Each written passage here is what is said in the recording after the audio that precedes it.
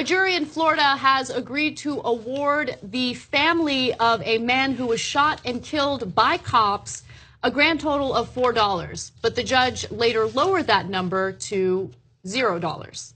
I'm not kidding. Now, let me give you the background to this story, and then I will explain how this jury decision came about. It has. Yes. Can I just say, Anna? Sure. Look, there's two parts of this story that has me totally enraged, and more than enraged, actually, just really, really disappointed. And I think I underestimated the racism in this country. As much as we have covered it, and I've seen a billion cases of it, I didn't know it was this bad. And so I want you to guys, as Anna's telling you this story, focus on two different things. One is, how do they value the life and the family of the guy? And then secondarily, who was at fault, the cop or the person who got shot? Which is already a funny question, but yeah. So now take a look at that. Okay. So this story has to do with a man by the name of Gregory Vaughn Hill Jr. He was a man in Florida who happened to be in his own garage playing music. Now, Hill, a 30-year-old African-American, was fatally shot by a white sheriff's deputy who had responded to a noise complaint about the music that he had been playing in his garage. Hill had been shot 3 times by one of the deputies, and that deputy's name is Christopher Newman. Now, how did this story even come about? How did it develop into this tragedy?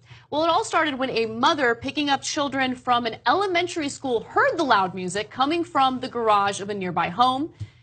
She called in a noise complaint. Wow, I didn't know it was that serious. And 2 St. Lucie County Sheriff's deputies, Deputy Newman and Edward Lopez, responded. Okay, so let's stop there for a second. Just a quick commentary about the mother. You're gonna go pick up kids from a school and leave.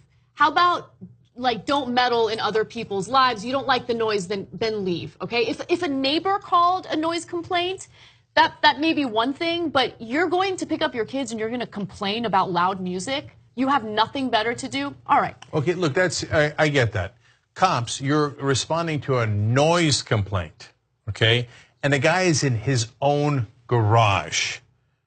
And so, but you're gonna escalate. So you're gonna see how bad the escalation is. Obviously, he was, he was killed. But just think about that context. They didn't get called in on a robbery or attempted murder or a rape or domestic violence. They got called in on a noise complaint. And imagine if the guy was white for a second, okay? And let's do the rest of the story. So the cops show up. The garage door is closed, so they start banging on the garage door. At first, there's no response. They keep banging on it, and finally, Hill opens the garage door, okay? Now, at that point, apparently, there are only 3 witnesses there, the 2 cops and the person who was shot and killed. But everything happened within 2 minutes, and that's according to the reporting from the New York Times. So some exchange happens, and then the garage door was eventually closed. And Deputy Newman fired 4 times through it, striking Hill once in the head and twice in the abdomen. The entire episode took less than 2 minutes. So how would you know that the garage door was closed? Because there are bullet shots through the garage door. Now, let me ask you something. If an individual poses an imminent threat, would they pose a threat with a door closed? I mean, the guy obviously wanted the cops to go away. He closes the garage door. They decide, or one of the cops decides, I'm going to open fire. He shoots, and this man gets shot 3 times. Now, the cops had alleged that he did pose a threat because he was holding a gun. Okay. The only gun recovered was found in Mr. Hill's back pocket and was not loaded. Lawyers have argued about whether it was possible for Hill to have moved the gun to his pocket after the garage door closed. Okay, so get a load of this load of crap. And then we're gonna talk about what the jury decided. They said, and remember, the guy shot 3 times, including in the head. After he shot in the head, he took the gun that wasn't, if it wasn't loaded, okay, you could say, hey, the cops don't know it's not loaded. Okay, I hear you on that. But why would he point it if he knows it's not loaded? But he somehow decided that he was going to point a loaded gun through the garage door the cops couldn't see. And after he got shot in the head, he's like, wait, I'm about to die, but let me make sure that I cover my tracks in the 1 second of life I have left and put it back in my back pocket. Who could be monstrously stupid enough to believe that? Who, like, oh, well, the cops, they're gods. Black guy in his own garage. His music was a little too loud and you executed him. Bravo, cops. Bravo. That's what the jury decided. And so, yeah, no, I think that as he got shot in the head, he put the gun back into his back pocket. Now, why don't you just say, I hate black people. I think their life is worthless. And I'm glad the cop executed him for playing his music too loud. Why don't you just say it? Just own up to it. That's not one person. That was a whole jury. A whole jury of people who don't value black people's lives at all. I'm sorry. As much as we have covered it, I had no idea how racist this country is. That a whole jury can get together. And by the way, we haven't even gotten to insult to injury yet. Yeah, the worst part of the story. I mean, the worst part is loss of life, obviously. But the way that the jury responded and reacted to this. So first, a grand jury decided that they would not criminally charge the cops for the death of this man. So the family wanted to file a wrongful death suit. And then you have a jury involved in that case, right? Now let me give you the details of what happened with that jury decision. Let's go to graphic 47. The jury found that Mr. Hill was responsible for 99% of the negligence in the case. Well, did he play loud music in his own home or did he not? I mean, he had it coming. Look, I know what white people think of black people. You must obey us. And if you don't bow your head as soon as a cop shows up, we are allowed to execute you. So it's 99% your fault for getting executed. Okay, now, I asked you to imagine that a person was white. Like in the old days when I saw things like that, I'm like, why? What difference would it make? Because I just didn't understand how much people care about race, right? But now switch it, and if a white right-winger was doing something in his own home, and the cops didn't ask if he had a license, and he was a proud Second Amendment believing gun owner, and the cops said, oh, you got a gun in your house, I'm not gonna ask if you have a license or not, I'm gonna shoot you in the head, right? And what do you think what they would do? Imagine if they shot one of the Bundy guys in the head when he was. Oh my God! I mean, are you kidding me? They threatened the cops with violence. The Bundy guys, those ranchers, et cetera, the ones that took over Oregon, et cetera, they pointed guns at cops and said they would murder them on tape, right? And then the right wing lost it when they were arrested after 30 days of leaving them alone.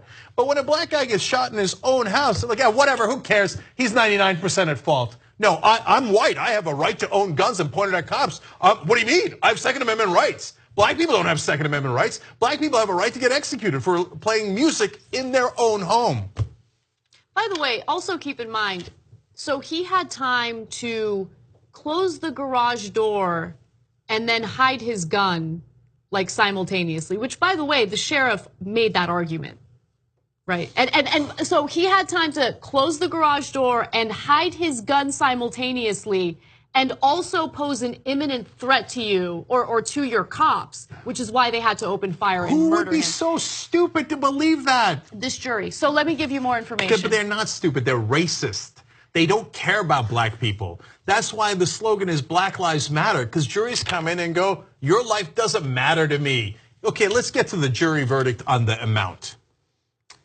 So the jury found him to be 99% responsible for this, right? The jury awarded $4 in damages, $1 for funeral expenses, and $1 for each one of his children. He has 3 kids, and they asked the jury for the emotional trauma of not having a father anymore who was wrongfully killed. Can you give the kids that money? And they said, yeah, here's what your dad's life is worth. It's worth $1. You're black, you're not worth anything. It's worth $1. That's what your life is worth. So let me, because if they said, hey, no, you know what, it's 100% his fault, and we're not giving him anything, I mean, it's terrible for the kids and his life, and we value that, but we just happen to think that it was his fault. I would disagree, and I'd be mad about it. That's one thing. It's another thing to rub it in their face and go, your kids, it's worth $1. That's what we think of black people. It's worth $1. So just when you think it couldn't get worse, it does get worse. Because jurors found that the sheriff's office was only 1% at fault in the death, that award was reduced to 4 cents. Furthermore, because jurors found that Mr. Hill was intoxicated, by the way, he's intoxicated in his own home. I don't care if he's intoxicated. They said he was so intoxicated he couldn't drive. Well, hey, mission accomplished. He wasn't driving. He was in his own garage listening to music. Because jurors found that Mr. Hill was intoxicated and mostly to blame for the shooting, a lawyer for his family said Tuesday that a judge would reduce the 4-cent award to nothing. Okay, so just we're clear, okay? So right wing, whoever else agrees with this, if you are not racist and this is not based on race, okay, let's accept that for a second, only for a second because it's not true. Well, you just set a precedent that cops can come in to anybody's house, including a gun owner, any gun owner, and say, your music's a little too loud and you're drinking inside your own home. I get to shoot you in the head. And your life's worth a penny. You think they would have awarded $1 or a penny if it was a white guy who was a proud gun owner, Second Amendment, all that stuff, just drinking some beers in his own garage and listening to music? No, they would have been outraged, outraged. Jackbooted thugs of big government. I can't believe intruding on our American rights. But it's a black guy. That $1 award, that jury it's the most disgusting jury decision I have ever seen in my life.